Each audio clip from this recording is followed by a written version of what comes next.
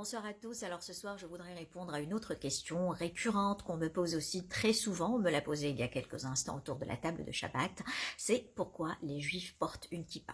Alors, la kippa n'est pas une injonction biblique ni même talmudique.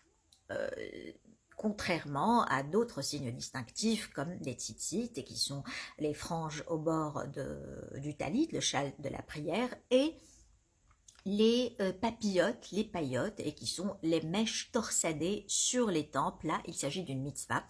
C'est une prescription citée explicitement dans le Lévitique, le Vaïkra.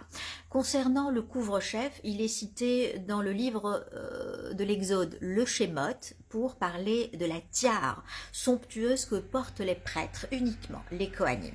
Et puis aussi, on trouve dans le Tanakh, Ézéchiel, qui incite le peuple juif qui partait en exil à garder son couvre-chef sur la tête, qui est le signe de la crainte de Dieu et de la présence de Dieu, de la Shekhinah, la présence divine. Il faut avoir de la dévotion envers cette présence divine. Et puis, il ne faut pas oublier, comme le dit la Bible, que la Shekhinah est dans Am Israël. Et puis aussi, il faut que le peuple juif joue le rôle de la prêtrise, son rôle de prêtrise parmi les nations, parce qu'il est considéré comme une royauté de prêtres. Mamlechet Kohanim. Le port d'un couvre-chef sur la tête pendant la prière a commencé un petit peu à se répandre à la période de la Mishnah. Donc certains juifs commençaient à se couvrir la tête avec le talit ou avec une calotte. Et puis c'est vers le XVIe siècle quand Joseph Caro, le grand rabbin, Rabbi Joseph Caro, avait écrit dans le Shulchan Aruch qu'il est interdit de marcher 4 coudées sans porter une kippa. 4 coudées, c'est 2 mètres. Il est interdit de marcher 2 mètres sans porter la kippa. Alors les kippotes, il y en a beaucoup, elles sont hétéroclites et il y en a tellement, beaucoup de variétés.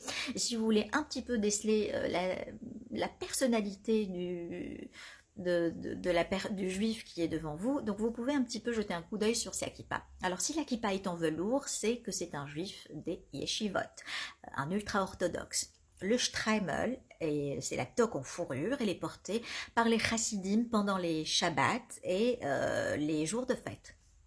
Et puis il y a la grande kippa très large, blanche, crochetée, avec l'inscription de Rabbi Nachman de Braslav. Elle est portée par les Braslav, bien sûr. Et puis il y a aussi la kippa crochetée, la kippa seruga, elle est portée par les sionistes.